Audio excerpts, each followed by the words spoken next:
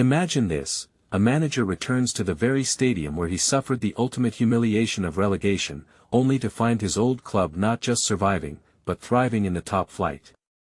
That's the dramatic tale of David Moyes' comeback to Sunderland, where the Black Cats turned the tide from despair to dominance, and all in a thrilling 1-1 draw against his Everton team.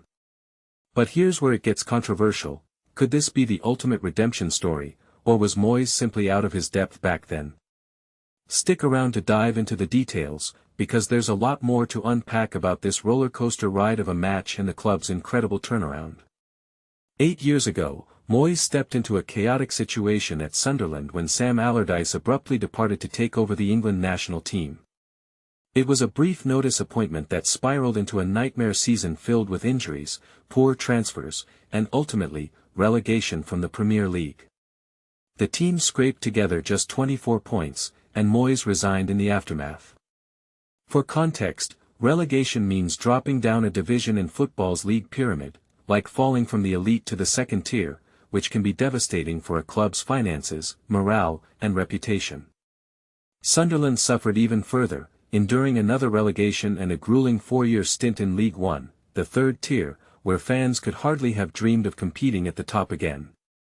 Yet, fast forward to today, and under the guidance of manager Régis Le Bris, Sunderland is defying all odds, climbing to 4th place in the Premier League with 18 points from just 10 games. That's practically halfway to the safety mark of 40 points that secures survival, and it's a stunning achievement for a side many predicted would be battling at the bottom. To put it in perspective, this kind of early season form is like an underdog boxer knocking out heavyweights, unexpected, exhilarating, and raising eyebrows across the league. Before Saturday's clash at the Stadium of Light, Moyes reflected on his Sunderland days, describing them as a good time despite the relegation being his only managerial failure. Fans, however, might tell a different story, recalling the pain of that injury-plagued campaign and questionable signings. Le Bris kept his starting lineup unchanged, while Moyes made a tactical tweak, opting for Thierno Barry up front instead of Beto to address a 2-game goal drought. And it paid off quickly. Everton struck first just minutes in. Barry assisted brilliantly on the right flank, allowing Iliman Ndiaye to weave through 3 defenders, switch feet, and fire a stunning opener past Sunderland's goalkeeper, Robin Roufs. It was a moment that showcased Everton's attacking flair, with Jack Grealish even rattling the post from distance during their dominant spell. Everton controlled the first 30 minutes, keeping Sunderland on the defensive at home, a rare sight that had the crowd on edge. Sunderland rallied toward the half's end, with Dan Ballard heading a Nordi Mukiel delivery toward goal, but Everton scrambled it clear. Notably, Jordan Pickford, Sunderland's former keeper who left alongside Moyes, faced no shots on target in the first half, highlighting how Everton's pressure was relentless yet unfruitful. But Sunderland embodies resilience. Last season's championship playoff slogan, "Till the end," echoed as they equalized just a minute into the second half.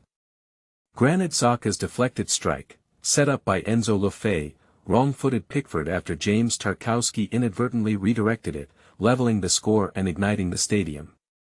From there, Sunderland unleashed a barrage, laying siege to Everton's goal with wave after wave of attacks.